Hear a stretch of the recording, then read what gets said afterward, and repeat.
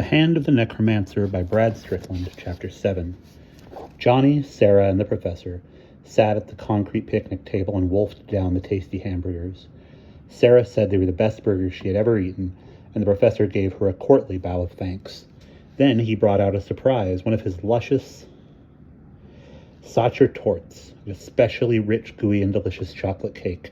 After one bite, Sarah moaned, "I think I've died and gone to heaven." "My compliments on your discriminating palate," said the professor, beaming. "You are a true gourmet." A crow in a nearby tree cawed, and he grimaced. "Crows are unlovely birds. That one wants a handout, but he can forget it." They had made quite a bit of headway on the cake when Johnny looked to see what had happened to the baseball field. He almost choked. Standing alone on the diamond was a tall, skinny, bald man dressed in black. His face was gaunt, and from beneath his heavy eyebrows, his eyes glowered at them from deep, shadowy sockets. It was Matthias Merkel. Johnny swallowed, reached for his paper cup, and washed the mouthful of cake down with lemonade. "Professor," he gasped. "Look over there." "Where?" The professor adjusted his spectacles and stared at the figure in black. "I see nothing more alarming than a gentleman with a dubious sense of style, John. What should I be looking at?" "It's him," Johnny said. "It's Mr. Merkel, the one from the museum. He's spying on you." "Indeed. Well, I shall give him something to think about." The professor rose, but Johnny was at his side in a second, tugging his arm. "Oh, gosh, Professor, don't go. He's a terrible person." Sarah had heard nothing of Johnny's meeting with Mr. Merkel, and she looked from Johnny to the professor in bewilderment. "Who in heck are you two talking about?" she asked. "Him," Johnny said, turning and pointing. He blinked, his mouth hanging open in surprise, his trembling finger pointing at an empty park. Merkel was gone. "It's impossible," Johnny thought, staring at the now deserted baseball diamond. Only a few beech and white ash trees stood scattered about. Merkel had nowhere to hide, and yet he had completely vanished. "Humph," the professor said. "Obviously the man is a coward. Let's forget him and finish our meal like civilized people." The appearance of the black-clad stranger had cast a pall over the afternoon. The sun grew hazy and bleak. A dry wind began to rattle in the trees, though at ground level it was just a skittish breeze. Johnny felt a chill inside him, and he kept looking around nervously as the three finished their picnic and began to pack the hamper. "That's funny," he said. "What?" "Or what?" Sarah asked, sounding annoyed.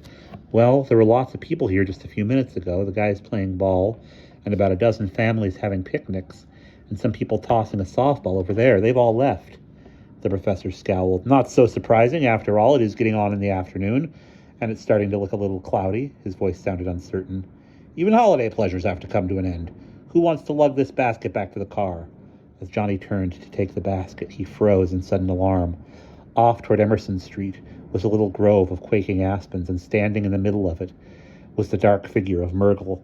The man raised a thin stick about 5 or 6 feet long. It was not perfectly straight, but looked as if it might be the sawed-off trunk of a sapling, or perhaps a tree branch trimmed of all its twigs. He held this staff at one end, and for a moment it pointed straight up at the sky. Then Merkel swung the stick down in an arc and hit the ground. He immediately spun on his heel and strode away, disappearing behind the trees. Johnny squeaked out a frightened cry. "Now what?" demanded the professor in a quarrelsome voice, looking up from the tablecloth he was folding. "Don't tell me you're seeing... Good heavens, what a gust!" A stiff east wind had sprung up, raising dust on the infield and snatching leaves from the trees. The paper plates and cups sailed off from the picnic table too quickly for any of them to do more than grab at them and miss. The professor's worn white linen tablecloth tore itself from his grasp and went dancing away, billowing as if an evil spirit had thrown it on as an early Halloween costume. Professor Childermass ran toward it, but the cloth puffed and twirled just beyond his reach. Johnny felt the hairs on his neck rising. The wind-dancing cloth was just like everyone's idea of a sheet-clad ghost, tricky and elusive and somehow threatening. A rack of grayish-purple clouds boiled up from the east and spread fantastically fast, obscuring the sun. "Gosh," Sarah said, "it's going to storm." "But the weatherman said..." A bolt of lightning cut off her voice. It was dazzlingly bright, and it slammed the earth on the baseball field. Johnny gasped as a shockwave pounded the air from his lungs. An instant later, a terribly loud thunderclap nearly shook them off their feet. Johnny and Sarah shrieked simultaneously. 50 feet away, the professor gave up his chase, and the tablecloth kited up over the treetops as it dashed into the troubled sky. "Run, children!" Professor Childermass shouted. "Keep away from the trees and head for my car!" He came running back to snatch up the picnic hamper, and all of them dashed for cover as another blinding bolt struck not 20 yards away. Johnny clapped his hands over his ears and looked over his shoulder, only to see the concrete table where they had been eating split into fragments. Marble-sized pieces of concrete suddenly pelted the earth all around the fleeing trio, the fragments blackened and still smoking. They rushed up a grassy embankment on Emerson Street, and a hard rain began to lash them. A cold rain mixed with painful hail, the white pellets of ice thumping against their heads and backs and arms, stinging like small rocks. The professor shielded his glasses with one hand. "This will never do. It's like being under fire from an army of Lilliputians." They were still a block away from the maroon Pontiac. The rain slammed into them twice as hard as before, and a hail the size of mothballs began to smack against the pavement. Professor Childermass seized the door handle of a beat-up blue Chevy sedan and wrenched the door open. "Pile in, both of you!" Johnny and Sarah tumbled into the back seat, and Professor Childermass climbed into the front passenger seat. He slammed the door as the fierce hail clattered against the windshield and the top of the car. A vengeful wind rocked the car on its springs, as if the storm were trying to rip it apart to get at them. More sizzling bolts of lightning struck all around, each so bright and so loud that the world suddenly turned white and the terrible vibrating thunder exploded before the lightning had even faded. Every time the lightning flashed, Johnny and Sarah screamed. "We're all right," Professor Childermass shouted. "We are in a vehicle insulated from the ground by 4 rubber tires. That makes us perfectly safe." Another bolt struck a maple 10 yards away, blasting a cloud of wood splinters and leaves into the rain-streaked air. The professor did not scream. Instead, in a soft voice, he rapidly recited the rulers of the Roman Empire and their reputed heirs, from Julius Caesar to Kaiser Wilhelm and Tsar Nicholas. Then he muttered a brief prayer to St. Michael. He did that only when something really bothered him. Their panting breath fogged the car windows. The upholstery was split and ratty, and the air in the car smelled unpleasantly of engine oil and rust.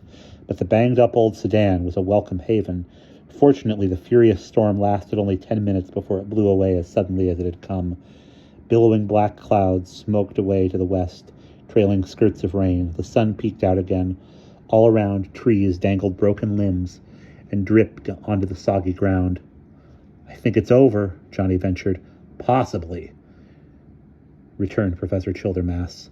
"Let's get to my car, and I'll take you both home." As they were leaving the Chevrolet, a frowning man ran up. He was about 6 feet tall and muscular, with a heavy, bristly jaw, crooked nose, and 2 straight jet-black eyebrows over his glaring brown eyes. "Hey!"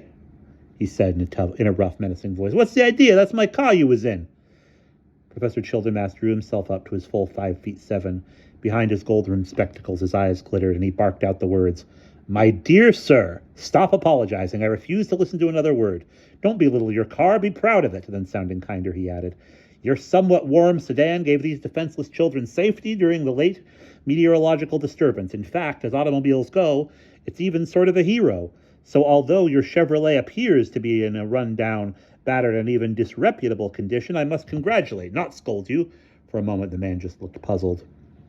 "Well, my gosh, thanks," he said at last with a shy grin. The professor gave him a friendly handshake. "Think nothing of it." "I know I won't. All right, troops," he snapped. "Ahead, quick march." Johnny took a forceful look back. The park was a mess. Hail had beaten down the flower beds and had pummeled the baseball diamond to a muddy mush. Lightning had splintered 5 or 6 trees, and the wind had ripped big branches off others.